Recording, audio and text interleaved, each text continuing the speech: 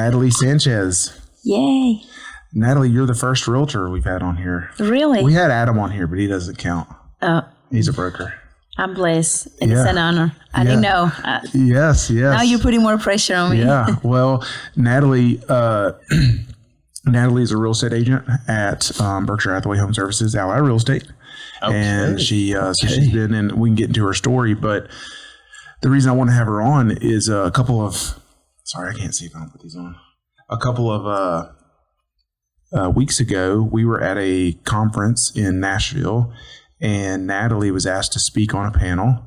And she also requested that her brokers didn't come because she'd be nervous. And they did. But we did. And we sat up front because we were there to support her. And you just shared your story. And I've been with you your whole real estate career, and I've kind of been a part of your story. But to hear you tell it kind of in one setting is just really impactful. And it's a great story of success. And I know your story, and you'll be the first one to say your story's not ending anytime soon. You're just at the beginning of it, right? Yes. And so, but I thought it'd be great to hear your story and kind of what you've done, and for you and your family, and your husband, who's also a business owner who started with nothing, right? Correct. So let's talk about it. Let's go back to the beginning. So you moved to the United States when? Back into 1999. 1999. Yes. And how old were you? I was 14. Okay. So my dad was already here, and he had been trying to get us over here for a little while. But, it's a process if you're doing it legally. And so we came. He had been here for years. And my mom and 4 of us stay at home in Mexico, Acapulco, Guerrero, Mexico. And one day he said, well, I would love for the girls to come over here because I was about to turn 14. My sister was about to turn, she was 12. And she said to come over here and just learn English and then go back. Since Acapulco, it was like Cancun back then. So they can learn and then come back and maybe have a better job than just. When you say Cancun, like it was like a touristy place? It is. It was Elvis Presley's favorite place. Oh, I don't know really? if you know, he owned a home over there. Wow. So back then, when Elvis was alive, he used to spend a lot of time in there. Yeah, so I've if heard you of never it. heard, I've never been. Yes, it's a beautiful island. Yeah. Beautiful. A lot of people that get to go to Acapulco, compare it to Cancun, they say that it's more beautiful. But, You been? I haven't been to Acapulco. Well, maybe we need to fix that. Yes, we need to do it, Get everybody over there, right? Okay. So the reason why a lot of people visit Cancun nowadays is because Cancun has a direct flight. And Acapulco, you will have to travel to Mexico City, which is what we did a couple of years ago when we visited. You have to go to Mexico City and then take another plane and go to Cancun. So I think that's why it's been losing a lot of visitors because of that travel access. Correct. Yeah. But you can, that might move. So if you just grab that, you can kind of move it wherever. It's actually easy to move if you want to. Okay. Yeah. And for some reason, do you think people are intimidated having to go through Mexico City? They do. And I think it's a lot because massive. of the news. But we've been, and I'm taking the kids with me, and it's beautiful. I mean, you just have to know where to be, I would say. But if you're just visiting tourists, I think it's okay to be there. That's awesome. I still have family. I mean, not intermediate, but I still have uncles, aunts that live there, and they're doing good. Good. But so your dad had come and kind of set up, kind of got things ready for y'all to come, and you were 14. I was 14, and then our plan was like, okay, I'll come, I'll learn some English, and then I go back. Mm-hmm. Well, unfortunately, and a lot of people know this, and I'm sure you don't. When we came over here, 2 years later, we lost a brother. He was only 7. So he had a surgery, tonsillectomy. And when they're going, oh, you're going to make me cry today. I was going to talk about real estate. Now I'm talking about my personal life. But they told us that he needed that surgery due to some sleep apnea problems that he was having. And I remember asking the doctor, is this dangerous? You think something can happen? And he said, don't worry about it. 1 out of 1 million kids have serious problems. He didn't want to say die. So he was the statistic. He died. He passed away. And that was after y'all were in the States? That was after we were States. So after seeing that and my mom getting into a very heavy depression, even my dad, I just couldn't go back. I was like, I just can't leave him here. And because I did wanted to go back, I'm not going to lie, because I was almost 15. I was a teenager. I had heard all my friends, and I just dreamed about making a life close to the ocean. Yeah. But, God has other plans, and, I'm a Christian lady, and I hardly believe that he brings you where he wants you to shine and give to others. So I didn't leave. I stayed here. And then a few years later, I was going to college, and my dad had an accident. He was in construction also, and he fell off the roof. He broke a leg and had about 15 surgeries. And it was a tough time for us. So I had to drop out of school. I did finish high school, and my sister wanted to drop out of high school too. And she said, well, we can both work and help our parents. And I told her, I said, no, you need to stay in school. You need to at least have your high school diploma. I'm going to work. So I had 2 jobs. So I've been working all my life. Were you in Shreveport then, or you were I was in Alabama. Okay. Yes. And now when you showed up at 14, how much English did you know? 0. No English? 0. Like, I had the hardest time in high school. I still remember, and you tend to remember the worst, but I had a great time. High school was good, I think, at the end. But my first English grade was a 33. I still, I can picture that test and then just looking at it and being like, what am I going to do? Well, all of mine were 33s, and he doesn't have an excuse. No excuse. But it just scares me. And it was so awkward because my grades in math were like straight A's. Yeah. And then one day I remember we met at the office and somebody was trying to translate, and they're like, how are you doing your math? Like you get straight. And math is numbers. Yeah. I would say nowadays they're teaching math a little differently with more.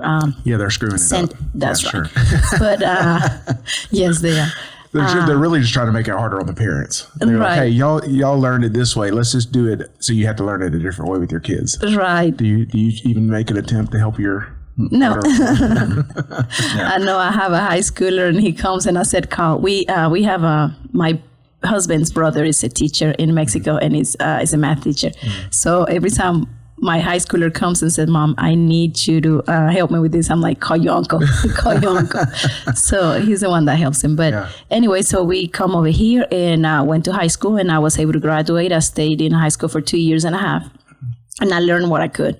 And then after that, that's when my daddy had that accident. So I had to find myself a job. I was going to, I remember because I was in my first year of college, and then I was like, I can't. So being here that young and at the same time older, I wasn't able to get any scholarships, and I wasn't aware. My parents weren't aware. We didn't know any better, I would say. So I thought, well, I don't have money. I can't go to college. That was my idea. And it was ignorance pretty much, because I guess I could have tried to do something. But besides the point, like I said, God always has a plan, and he puts you through things so that you can hustle a little. I feel like we hustle more. Yeah. But, well, we're really shaped by our childhood shapes us. And, even this, you remembering when you were 14 making a 33 on your first English test, it kind of speaks into, because I know you now, and I know how you are, you never want to make a mistake or be misunderstood or let anybody down. And that really drives you, right? Thank you. And so it's funny that it was still in you back then to determine to succeed, right? I mean, I just think of, when I was 14, could you imagine moving somewhere and not knowing the language? And horrible. No. It gives me anxiety just to even think about. And, and so, but that determination and kind of throwing you into really adulthood before you were ready. Right. Because I would imagine you being the older sister kind of took on a parental role with, and man, don't put me, when I was 18, I did not need to be in charge of anybody, This episode is sponsored by Clint Davis Counseling, helping people make lasting internal change for external growth and success. They provide professional counseling, education, and resources to the community of Shreveport, Bossier City. They have 3 locations, one in Shreveport, one in Bossier, and one in Benton. So go to clintdaviscounseling.com or give them a call, 318-562-6903. Well, my parents couldn't speak any English. Yeah. So anyways, and then we took a loan on a home, and I remember that too, and I would like to share that. Sure. We took a loan on a home, and then we were and that's why I'm very passionate about real estate and learning more. That's why I do assist to conferences, because I want to have that knowledge so that I can bring to my clients. I remember we had just purchased the home maybe a couple months before, and nobody told us that we had an insurance that was protecting us against any major situations that couldn't allow us to make a payment. We did have an insurance, and nobody told us that. I find out later down the years that the company the lender that we purchased the home with, or we use as a mortgage company, had an insurance for that. So when your dad got hurt and wasn't able to work, I had to work. So I had to have 2 jobs, and then my mom was selling food. We always been in the selling business. My mom always tried, and I think I got that from my mom and my dad. My dad would wake up before the sun rises and go to bed after and come back late from home because he was in construction business too. And my mom will always find ways to provide and help and support. And I think I shared that at conference, and I feel like it's later on I was thinking, you did exactly what your mom was doing. She was trying to help provide for the house too, and be part of the family, providing economically. So when my dad went through that, he probably was off work for 4 or 5 years, because it was surgery after surgery. He just wasn't getting well. And the worst part of that is that the person that he was working with did not have workers' comp. So, and he had just started, I think, the construction company. And so anyways, it happened, and we didn't have any way of helping. I mean, I think up to today, he's still paying for his medical bills. Like, he still set up an account, and we're sending certain amount of money every month. There was a doctor that he was very kind. He said, I know the situation you're in, and I'm going to see your dad after. He was he was so nice that he would only charge us like $25 a visit, because he knew we couldn't afford it. But anyways, God had blessed us. There were people in the community helping us, but he couldn't walk. My mom couldn't drive. She just finally, about 2 years, learned how to drive. We taught her how to drive. She got a driving license now. But she didn't know how to drive. And I didn't know how to drive, so I had to learn how to drive. And so things like that happened. But like I said, that shaped us. And finally, I was like, I'm just going to have to find me 2 jobs. I started as an assistant at a car dealership, used car dealership. And I worked at 4 different ones because I did love sales. I don't know why I end up in sales. I guess I always. But I was saying that my mom will find a way to provide by selling food out of her house. So for us as kids, and I remember this, and I remember being grateful. I don't have any regrets of my childhood or teenage years. On Thursday, she will make what's called empanadas, which is a rice now you're going to make us hungry. We just talked about we're going to be hungry. Okay. But they're so good. I need to get you some. So we will come out of school on Thursday, and since I was the only one driving, I would take her to different houses to sell. And then on Friday, she will make tamales. Friday and Saturday was tamales day. So when we come out of school on Friday, it wasn't like, oh, we're going to go play. We're going to go, nowadays kids, they're just not doing anything. Yeah. It wasn't us. No. It was like, we have to help her make all these tamales, 300, 500 tamales for Friday and Saturday. And then sometimes we would not even go to sleep. My sister, you can ask her. I mean, we will stay up all night trying to help her because she was by herself. And so we will wake up on Saturday morning and try to sell all these tamales, like knocking on doors.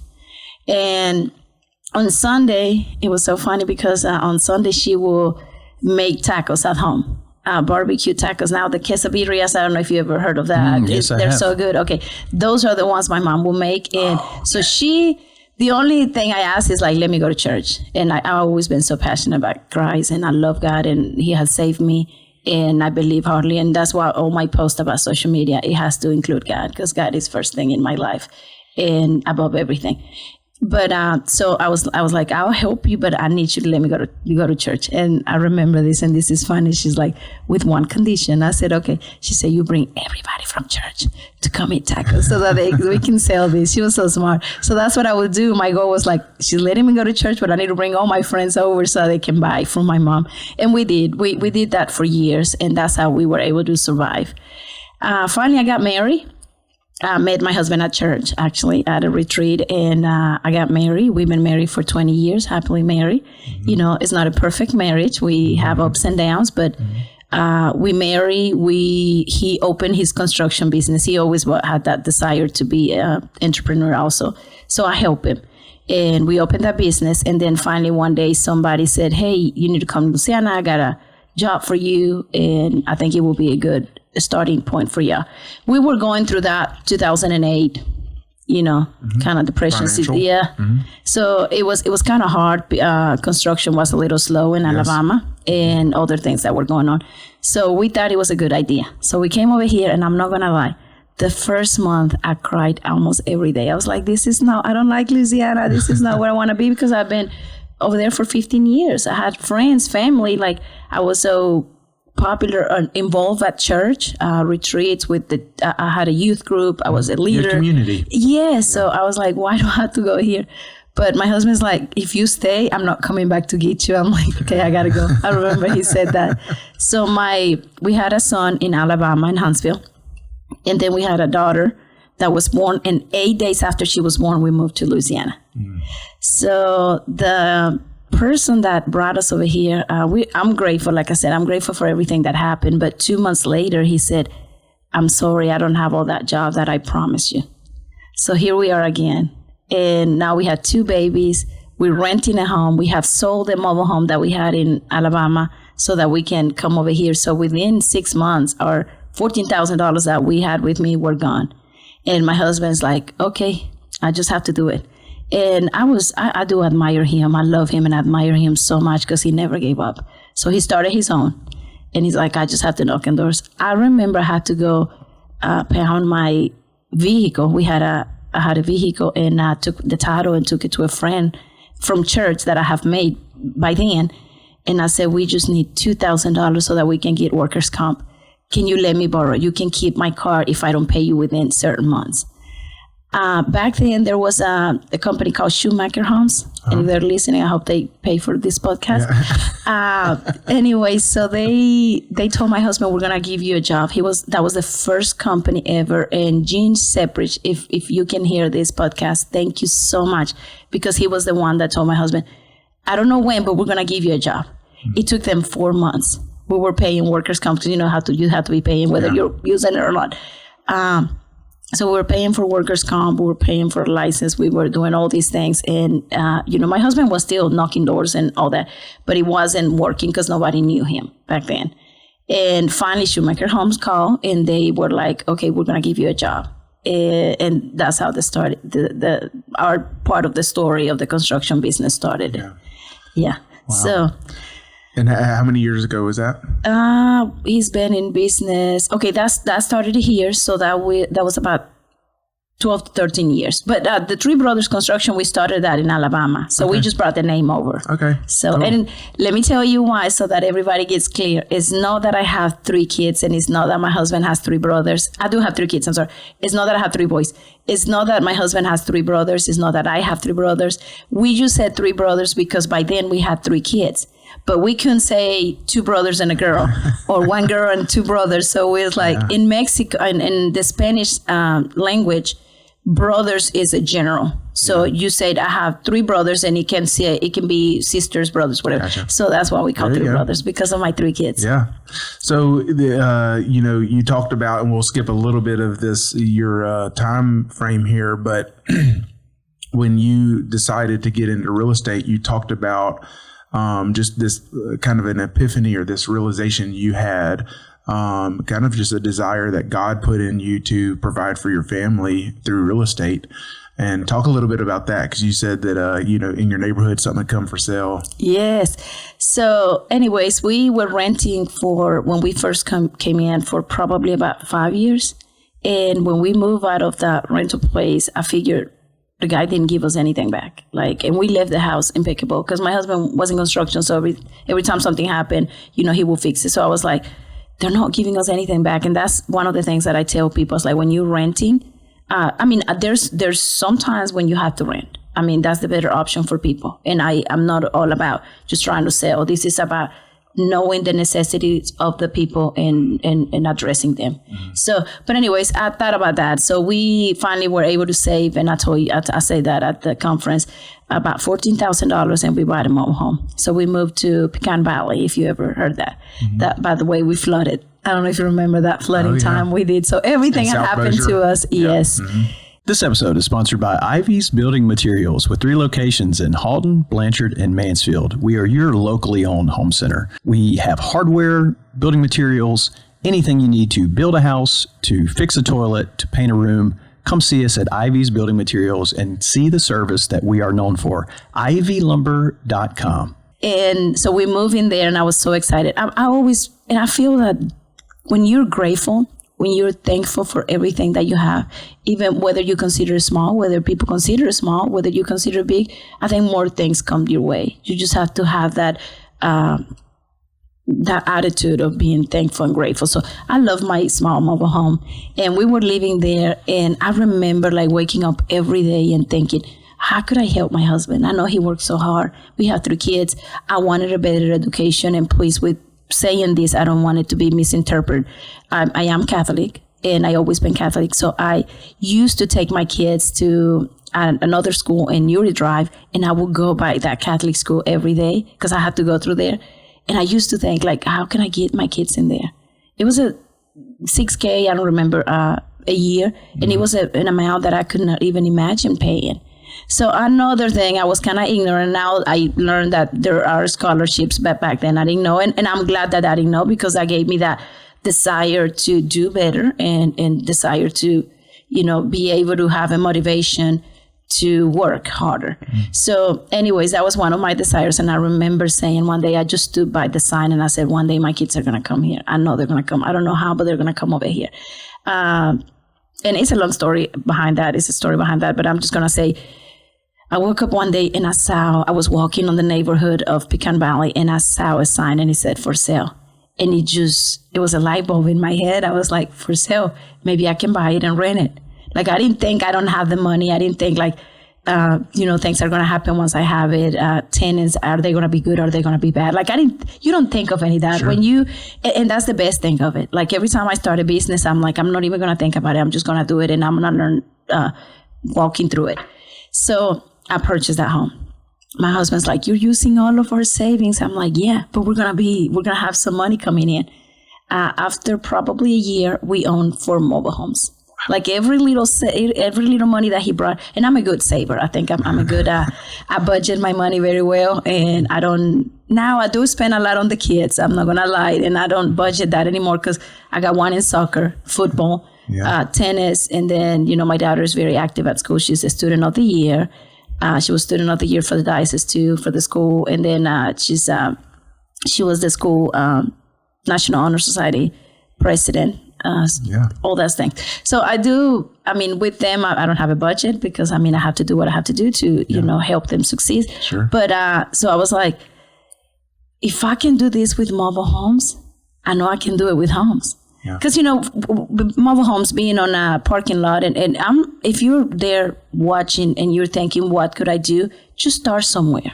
I wish I would have 4 houses back then that were regular homes, owned regular homes, but I knew I couldn't have that money. So I started where I needed to start it. And I feel like God is seeing that you're working hard, and he will provide eventually what you need. He will open the doors to what you need.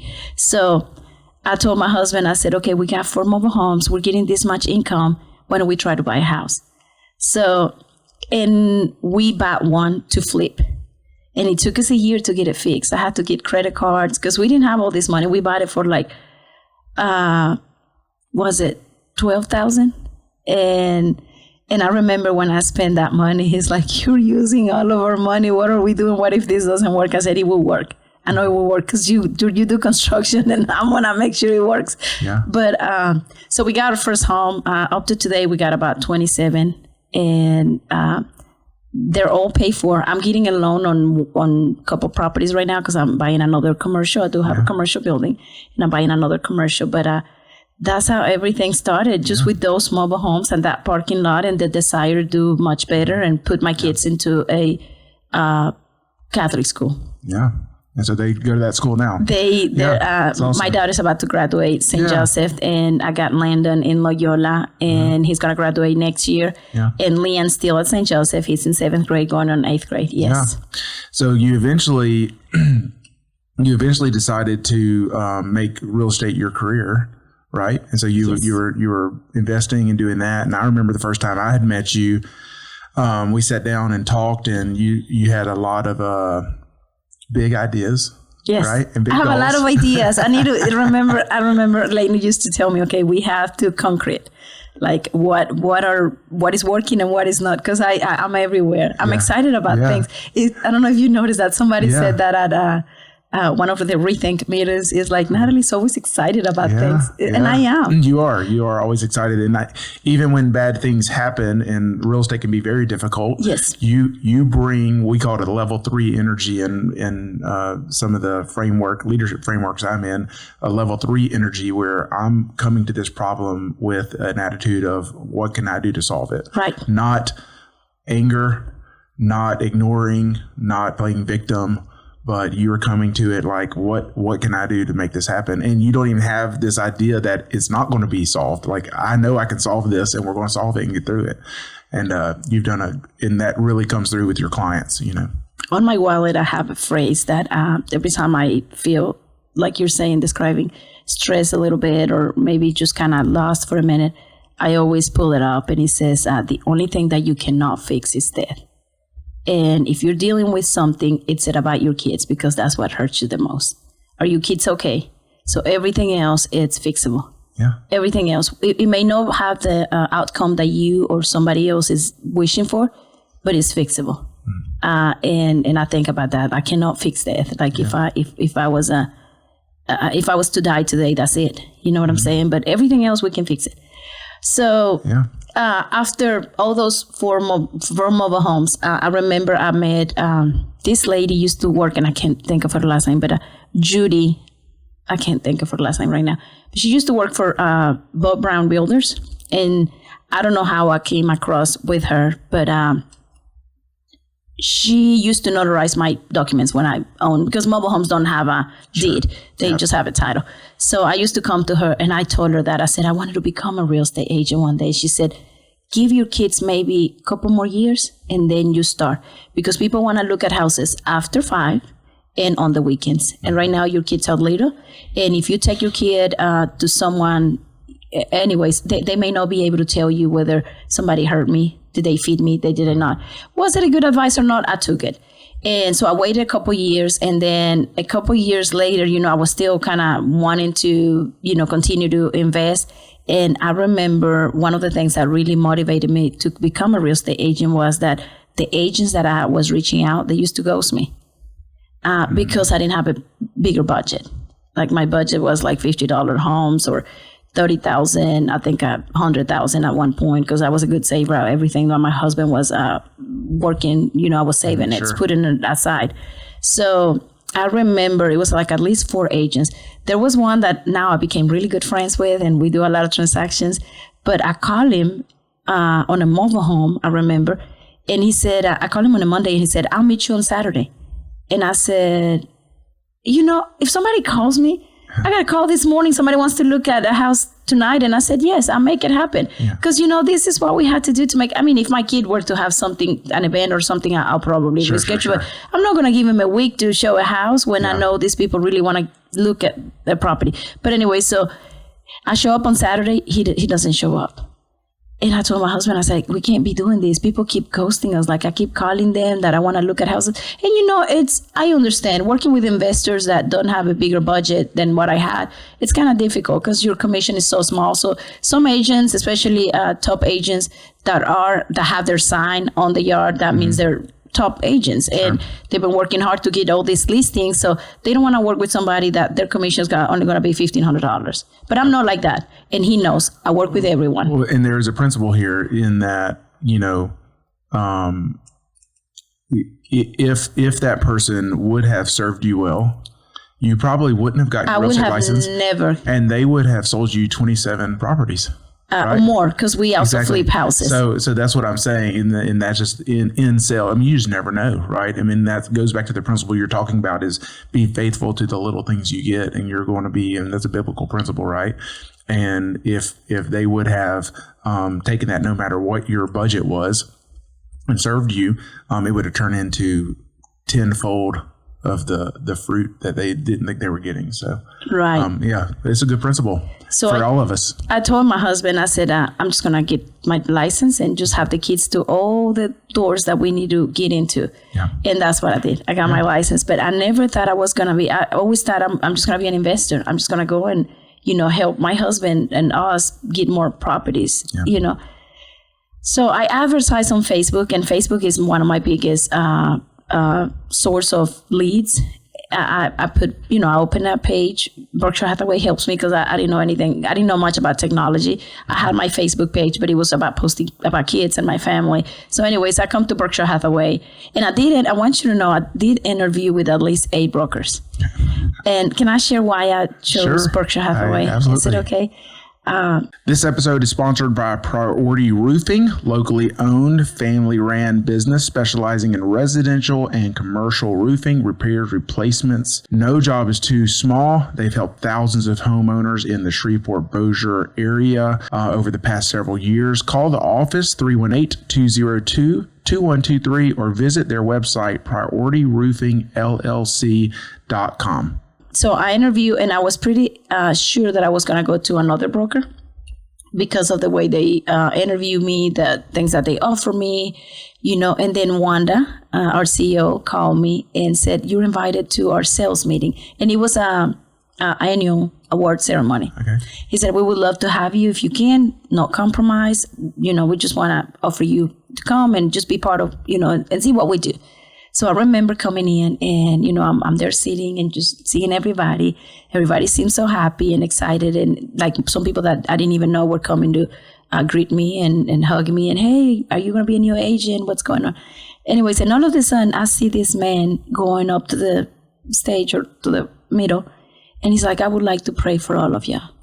I'm here." And then he spoke a little bit about, the Bible. He pulled a couple of verses and he said, "I would like to pray for this broker, and I would like to pray for all of you agents that continue to do good and God provide for you and your family." And that just that just got my heart, because I want to be at a broker that is praying for me constantly. I want to be a broker because the Bible says if 2 or 3 get together in prayer, know that the Lord will hear you. And so knowing that I am praying, and Leighton's praying, and Adam is praying, and some of them are praying for us. And I love your father-in-law. Oh, yeah. I love him. Every time somebody says he's not going to be able to come to the award ceremony, I'm like, he has to. Yes, as we told him. He tried to get out of it this year. We wouldn't let him. No, he has to. And every time he speaks, he relates business to being a Christian person, and I love it. But that was the reason I came to Berkshire-Hathaway, because I saw that and I was like, okay, I'm at the right place. This is it. I love it. Then I started advertising on Facebook, like I mentioned, and then I started getting calls. Mm-hmm. And I'm like, okay, yeah, I love it. And then I start making a little bit more money, and then I'm like, okay, I even love it more. Yeah. And because God provides. Mm-hmm. And I think when you serve with a heart of giving, you always get back twice. Sure. And I remember I sold 18 homes on my first year, closed 18 deals. And then ever since, I think I've been close to 50. I think 46 the next year, 48, 52 at one point. And one thing that I didn't realize, I knew that we had a large Hispanic population here, especially in South Bossier, I feel like. But I did not realize how many people in the real estate industry, how the lack of Spanish-speaking people we had here in the real estate industry and lending and all that. And so really, when you came over, we were like, well, who else? It was kind of like anytime someone would come in and need to speak English, we're like, where's Nathaly? Where's Nathaly? I know, they do. But there's not many. And you've been a blessing to that community to be able to do that, because I know that's difficult, right? And you lived through it and how difficult the language barrier is. And that's been a lot of your success, has been able to meet that need in that community. Well, I hear a lot of stories now after going on my 5th year this year. And I hear a lot of stories that people, like agents, not communicating well. Like they didn't know about a home warranty. They didn't know what a title insurance is. They don't know that it's beneficial to close with a title company than just doing it through themselves with a notary. A lot of, like I got this case one day about 2 years ago. A lady called me, says that she signed something through the notary that she thought it was a contract. Well, it was a lease agreement, and the owners took the house away from them, and they had paid over $150,000 because these people have given them like $80,000 as a down payment. They were paying like $5,000. Anyways, we couldn't do anything because when these people took these other people to court, it was just a lease agreement, and they could not. Anyways, I hear a lot of stories like that, and I could never, and I've told God, I never want to become wealthy taking advantage of anybody else. Like I want to become wealthy because I'm good and that you see that I do that. So just bringing that knowledge to the community that doesn't speak the language just has, it's very rewarding. Mm-hmm. One of the things, this is a blessing and a curse for you because you're a servant, right? That's what you're talking about is like, I want to serve people. Well, you have a hard time saying no to people. I do. Right?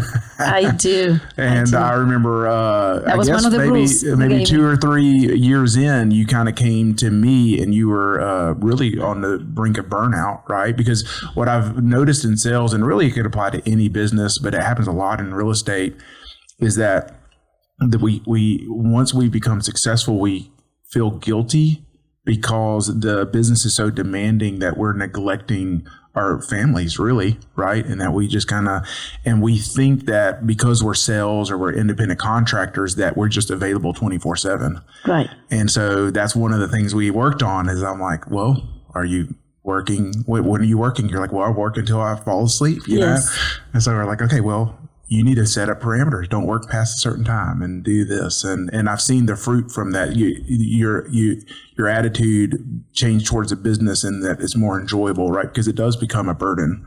It does. And you burn out. And that's what happened to me. I was like that year, I closed 46 deals on my own and I didn't have an assistant and I didn't want to get a TC because you just have all these ideas about, okay, if I can do all these and go to bed at 2 a.m. And I still do it. I'm not going to lie. Cause cause now I'm I practice with the kids after school or events. We have an event today and tomorrow and confirmation on Saturday. So, and then Leanne is playing soccer. So, you have to, but now I learned to say, hey, I can't meet you today because I don't have an open schedule, but let's just meet.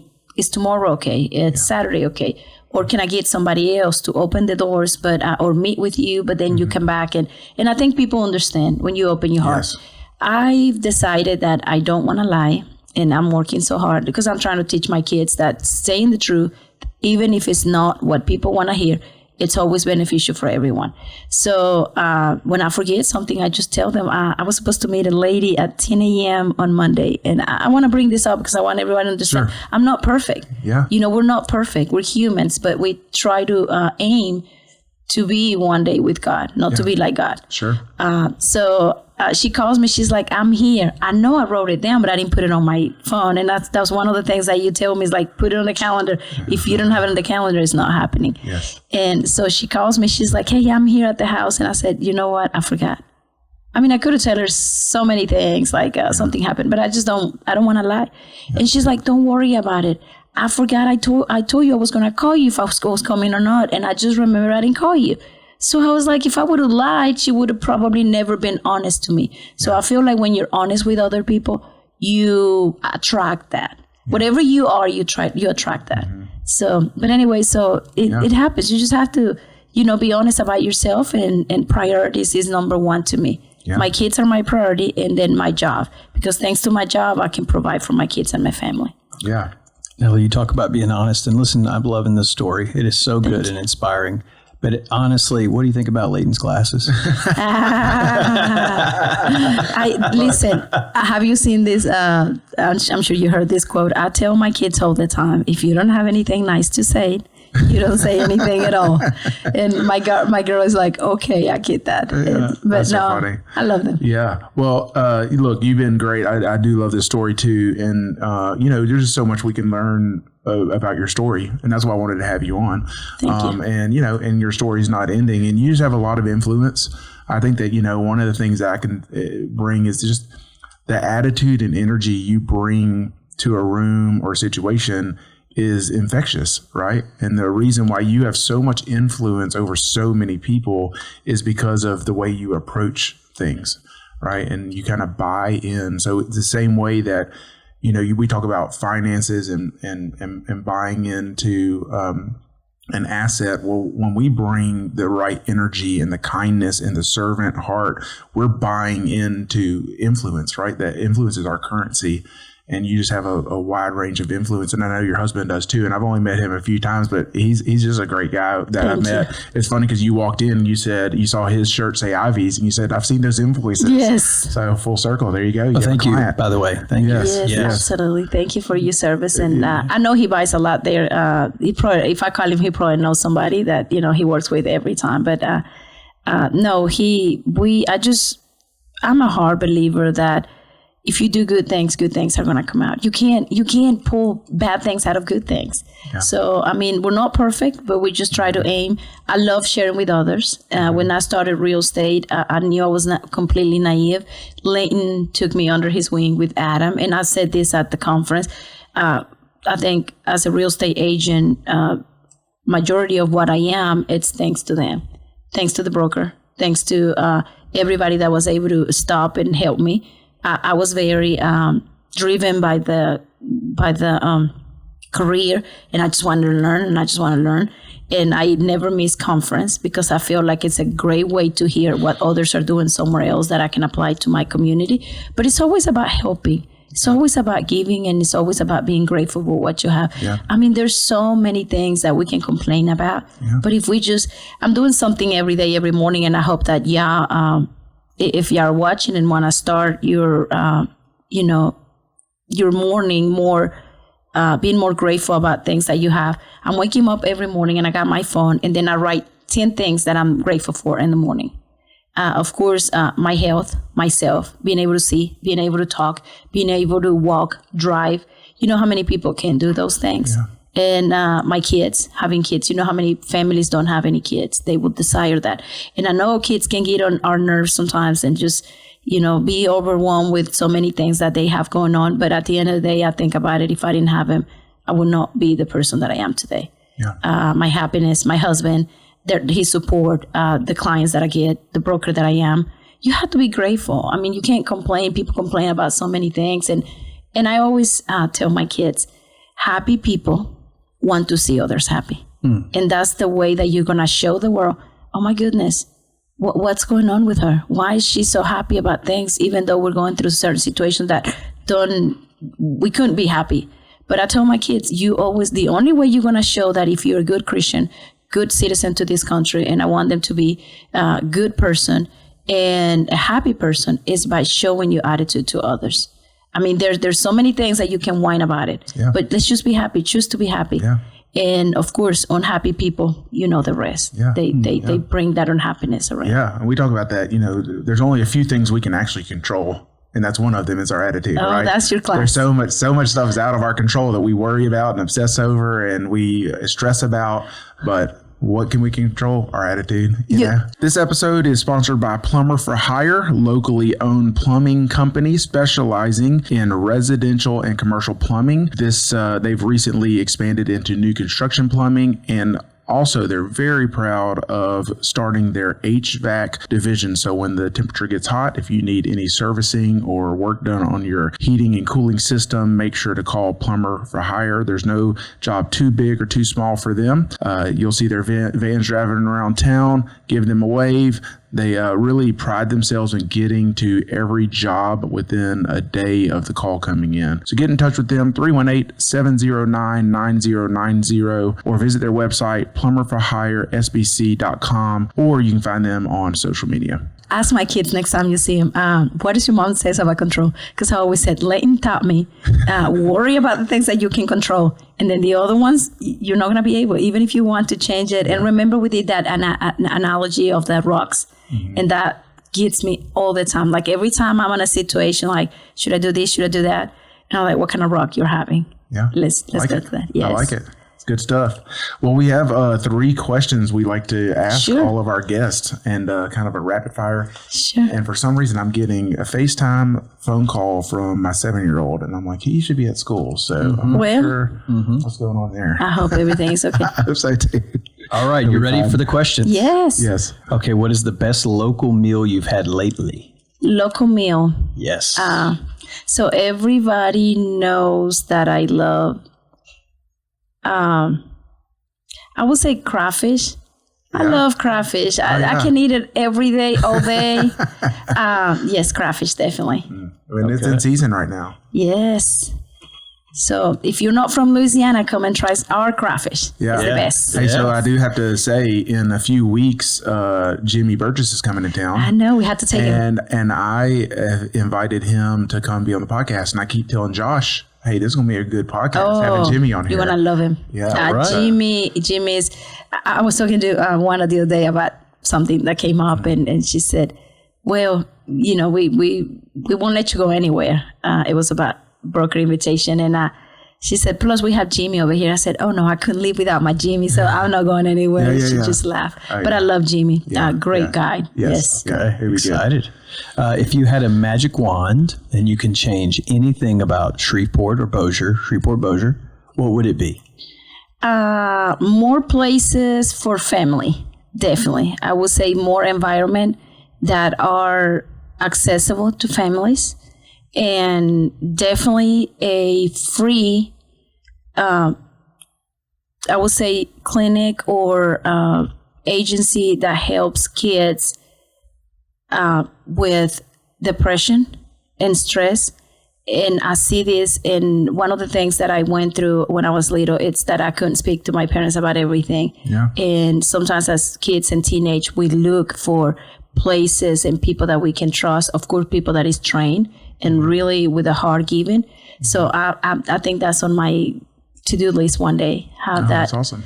That place where kids can feel comfortable coming and speaking about it and addressing it, and not have a lot of suicide thoughts and suicide in children. Yeah, very good. Lastly, what excites you about the future? That I don't know what's coming.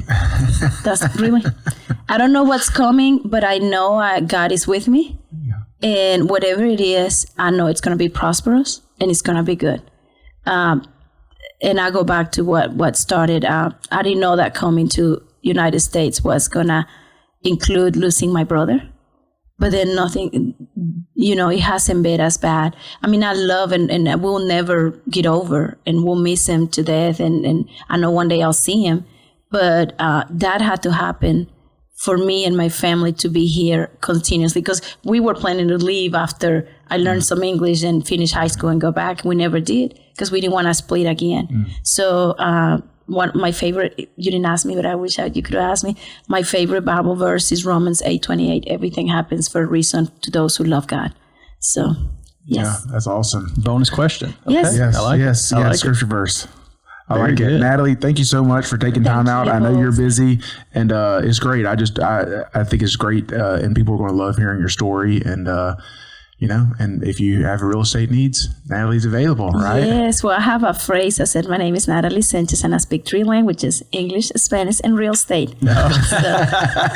I love serving people, and anything that I can do, I'm here. And thank you, Lane, and thank you for the opportunity. Yes. It's been a blessing awesome. today. Thanks, Nathaly.